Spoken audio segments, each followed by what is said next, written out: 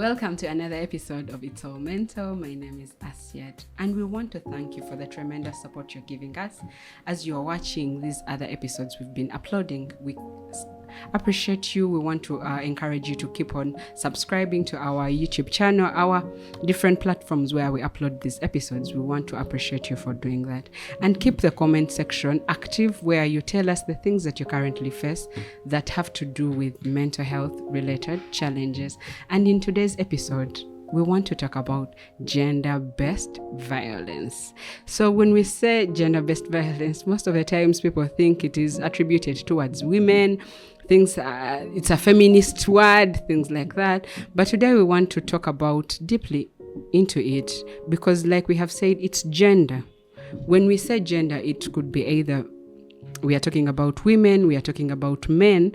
So the violence comes in with the different acts that someone does. So the gender-based violence is when we find that someone or an individual is directed towards harmful acts that are based on their gender. And it's usually coming from a perspective of power, where we look at someone, either they are in an area where someone has power over them. It could be also coming from the social factors. It could be coming from our very own cultures that are bringing on this violence that is based on our gender.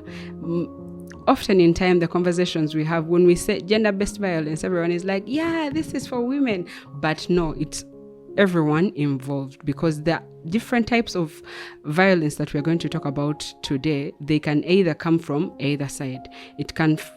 We can find that these acts could either affect the men, also they could affect the women. In what way? There are different forms of gender-based violence. One could be physical. That is where we see this domestic violence. Also, it could be emotional, and it's looking at the psychological aspect of someone being affected, because someone in this situation uses words. There are things that they can do and they affect one emotionally or psychologically. Also, we could look at the cultural factors that can influence gender-based violence. So when we are talking about this, mainly we are looking at someone who is going through physical abuse, and this abuse could be either when someone is being beaten. Either you could be slapped by a spouse, by any other person. They are inflicting pain onto you that is physical. We find that someone is either beaten or they are slapped by either their spouse. It could be a parent who is slapping their child. This could affect them. How? Because of the pain that you have inflicted upon them, it can affect even the way they are doing the rest of their activities, their daily activities. It could be school. And you find that this child, because of the physical harm that has been inflicted on them, you find that even they cannot concentrate in class.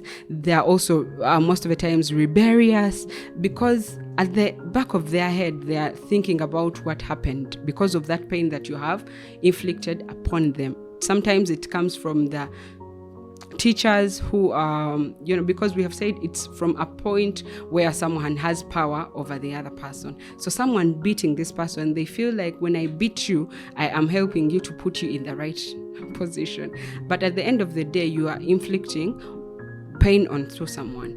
We have seen scenarios whereby in the communities where we are, men beat their wives because they say, if I throw the stick, I don't know in which vocabulary I can use to make it sound more realistic, where you find that men, even in their circles, they're like, if you don't beat your wife, she will not be in position to respect you.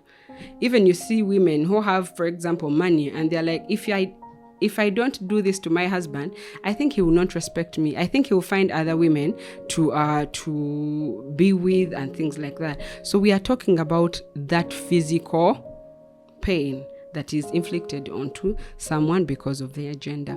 Also, we see scenarios where there is emotional abuse, and this emotional abuse comes in where people use words that are so demeaning. They make you feel so small. They can also make you feel like you are not worthy. They make you feel like you're not good enough. You don't, the way that you're doing things is not exactly how you're supposed to do them. And we have seen also, because we said most of the times this is usually done by women onto their partners or their husbands, where we see women are very verbal. They use words that you are not man enough, you don't even satisfy me, you don't even, and all those words that they are saying can inflict a lot of pain onto someone. They even get into self-doubt that really, I've been with this woman for all this period of time. Could it be that all this time really I have not been meeting my duties as I'm supposed to? So it makes someone feel like they're not man enough. So imagine someone who is using these kinds of words onto their partner. How would they feel if someone is using these particular words on them? When we're still talking about this emotional, we see that other people also use words that are threatening. I'm going to kill myself, because they feel like someone said that I think this relationship should end. So the other one, to see that the relationship keeps on going on another level, they're like, if you don't marry me, I'm going to kill myself. If by any chance you leave and pack your things and go, you'll find a dead body. So someone is using words that are going to threaten the other person so that they can keep into this relationship that could, in one way or another, be abusive. At times also we see gaslighting. The gaslighting comes in where someone makes the survivor feel like whatever they are seeing is not right. They make them doubt their sanity. Someone says, you saw me with that woman. I think you saw another person. I think that person looks like me. But it's also, you can see where partners come in and they say that it is you who made me do this. If you are not beautiful enough, for me, I love women who are well put together, but your dress code is really not good. That is why you see me, I looked for someone who is better than you in that, but I don't love them. So someone is already gaslighting you, and they are using words that can make you feel like whatever you are really saying is actually not true. It's them who are being hurt, but instead you are the one who is being hurt by them, but they are using those words that are very emotional, and they attack you in that way through gaslighting. Often in times also we see people using where they are constantly insulting or belittling someone. How can you be so stupid like this? How could you be that such and such a thing that I told you to do, you cannot be able to do it? Someone is using words that inflict pain on the other person. So we have seen that it can either be women doing it or even men doing it. That it's not because I went into cheating because I wanted, but because you have not been satisfying me enough. I tell you that probably you even gave me a timetable that I'm supposed to either do. We are only having our intimate time twice a week, but for me, I feel like every time I see you, I want things to happen. So they tend to use words that make you feel like you are not doing enough for your partner, for this relationship to thrive. We are also seeing that other people tend to withdraw their attention and they make you feel small. They do that silent treatment. That is also emotional. We see someone, because of something that you've done, they take almost a full week, 2 weeks, a full month. They're not saying anything to you. You call, they don't pick. You are saying something, they don't even listen. They don't even want to listen at all. So all these things that someone is doing, they are really causing emotional damage to the other person who they're doing this to. So we can also see scenarios where our culture also tells us that or impacts or brings about gender-based violence. In what way? For example, some cultures, most of the times they say that women have to be married at their younger ages, and we see that someone may have future career prospects. They want to either go to school, they want to be married at a certain time, but because of their culture, they feel like if I don't get married at this particular time, I may not be in position to get married at any other time. So culture also in one way or another contributes to that, where we see child marriages. children getting married when they are still children, like I've said. So all this is abuse because of the gender. We also see situations where it's more of related with the internet. How does this happen? We've seen scenarios, I think currently we are seeing so many videos circulating of people who have taken their own videos of themselves when they are in their intimate time, and then they find that people are uploading them now on the socials. And you find that even all this, I am wondering how this person whose pictures are moving around is going to be feeling at that particular time when they see these videos, because right now they are moving to your parents, your probably you have in-laws there, everyone is seeing your nakedness, and even your workplace you may see that it can impact on someone and they even lose a job. Recently I attended a given podcast where they were opening it up with an organization. I'll mention them because it was all over the social media. It's called Iwilab.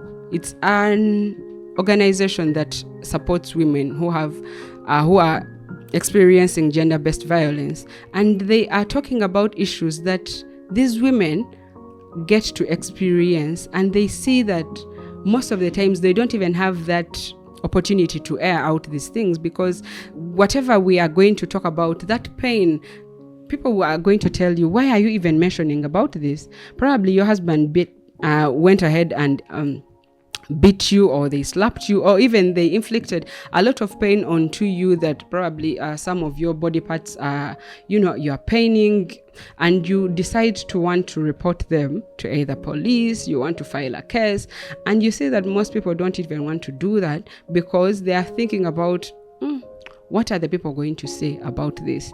I think this is normal. Women are always beaten. This is what men do. And you see on the side of the men, we see that even when they are beaten or even when they are emotionally abused, they never tend to talk about these situations. Why? Because already our society is talking about it differently. How can you say that your wife, beat you? How could you say that your wife is using these words onto you? How could you say that you are even hurt because you are a man? Why don't you slap her and, things move on? So already we are talking about society, how society is building us in a way that even when gender-based violence comes in play, we don't take actions. We are seeing scenarios or things that are coming in play where spouses are taking videos of their partners and they are using them to make money out of them without the consent of the other person. So all that is gender-based violence because this person has an upper hand. They have power over this one, and then they use that power to inflict this violence against this person. When we are talking about gender-based violence, another form we could find it in the economic part. When we are talking about economics, sometimes we see that men tend to refuse their wives from even taking up jobs. Why are you taking up this job? It may be that even the job that you're going to take is going to make you earn more money than I. So there is no way that my wife can earn more money, my girlfriend can earn more money than me. How, it doesn't make me man enough that my wife earns more money than me. She's going to disrespect me. She's not going to understand me. She may even at the workplace get other men, wooing her and taking her on. So you find that economically, also that part where someone is being refused because of their gender to go on and take on a certain job, to take on some particular work, it's also inflicting pain on this person. We often see that some of them who are even allowed to work, they have money where they put it. Yes, how much do you earn? So as the person asks, how much do you earn? And this person is like, I earn something like 1.5. So yes, if you get 1.5, we are going to divide it in this way. We are going to use the 500 for eating and then transport. Then the 1 million comes back to me because I'm the head of the family. I'll plan for it. You understand? So all this is violence. Then often in time, we also see where at times someone goes and gets a loan in the partner's names without, letting them know. They know that, yes, so and so has an account in this, this bank, and then they go ahead and they get a loan in your names. Then before you know it, police is coming to grab you because you have failed to, pay back this money. All this is violence that is based on the gender of someone. And also we see that in this particular part, women, and because of culture, are usually not allowed to inherit property, to things that have to do with having money.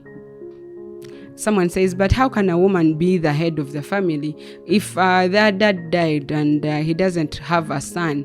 Probably their uncle even takes over the rest of the property. But I believe that it should have been the other way around, because now that is based on the gender of this person. Because they are a woman, they cannot be in position to be allowed to inherit property from their parents.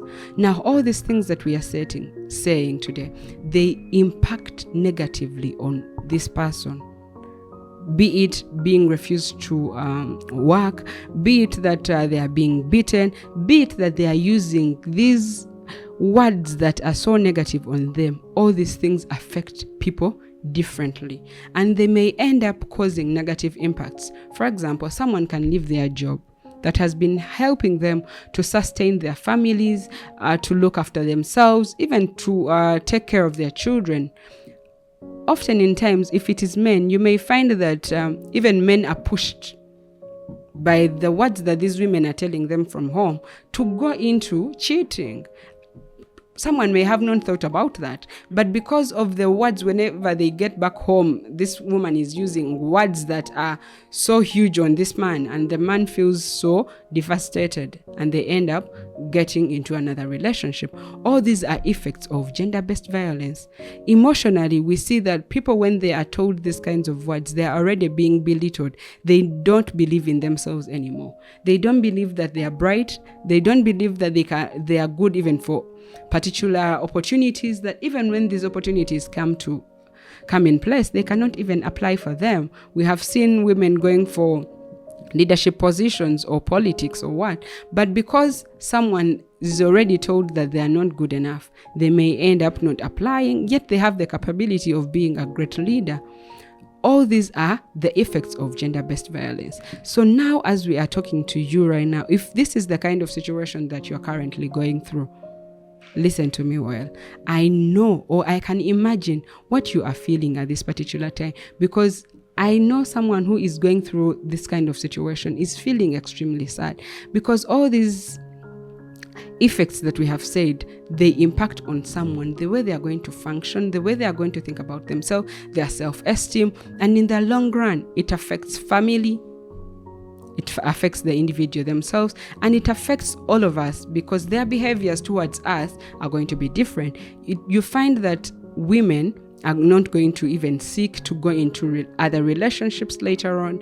Even men, they can stay to themselves. For children, if they have grown up in situations where their parents are having all sorts of abuse, they may even run away from marriage. They may even run away from having friends, because on a single go, someone does something, I'm already fearful, I'm already anxious, I don't know what to do, I don't know what to expect. Because in my background, where my childhood I grew up from, that is the situation that I've gone through, and I'm trying to run away from it. So I may want to run and run and run and run. So as I'm talking to you right now, you who is listening to me, all hope is not lost. We can still be in position to get support where we are feeling that things are not okay. There are legal services that can be able to help us in such situations. But also, as you are seeking these services, put at the back of your mind that some of them could also impact onto you. If you are a woman who is going through domestic violence. Your husband is beating you, he's abusing you. You may want to go and report them to police, but also look at the consequences that may come in there. Sometimes some of these things, some people need to be talked to.